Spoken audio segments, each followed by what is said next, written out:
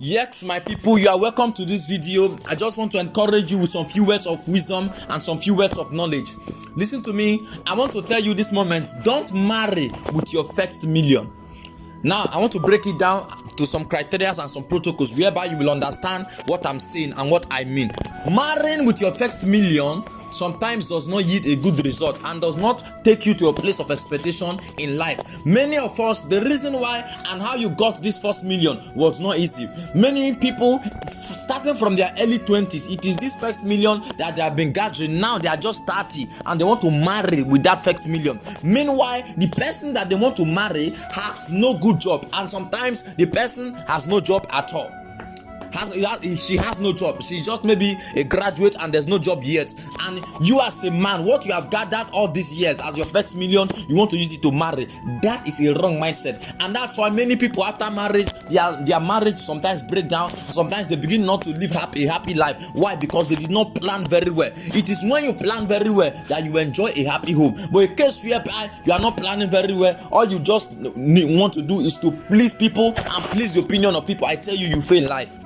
You fail in life. Don't marry with your first million. Listen to me. What you are going to do in life to succeed whenever it comes to marital issues is that when you begin to gather and you begin to succeed, the first thing you should think of can be marriage, or it cannot be marriage. But if how you are getting your income or your source of income is not that tight and very strong enough, you should be able to scheme and know what you are going to do with your first million and not marriage. And most of the times, the ladies or these girls, they put pressure on you that their marriage or whatever must be a very big occasion, and sometimes even plus the first million that you have, you go and borrow, and many a times after borrowing the money after the marriage, you now come to find out that you will be in debt.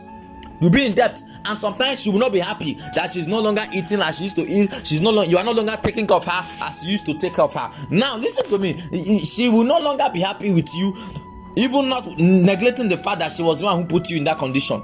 Are you getting me? She will no longer remember the fact that she was the one who lured you into that same place. So you people will now be in debt, and a life of debt is a life of bondage. One who is in debt can't move forward. One who is in debt cannot do another thing. One who is in debt cannot do a new thing. So every man that wants to live a successful life, a life that is guaranteed for success, a life that is guaranteed for breakthrough, a life that is guaranteed for promotion, should not live a life of people's opinion. You are marrying with your first million and you don't have a tight job. The lady does not have a tight job. That's crazy. That's crazy. That's not okay. So you should be able to reframe your mindset and know what you should do with that thing that comes to your hand first as your first million. Sometimes you invest with it. The reason why some people grow big in business is not because they have been created to be big. It's because anything that enters their hand go more into investment. But most of these people who are called young people, and when the moment it begins to enter their hand, the first journey they embark is a luxurious life. And when you embark on a luxurious life, you end up becoming a regret. You end up regretting. Why? Because people are investing and you are embarking into a luxurious life. Just like having a 10 million naira and you are buying a car of 8 million. Meanwhile, you know that buying that car is a liability. Just like borrowing a money to build a house so that people will know and say that you have built a house or anything.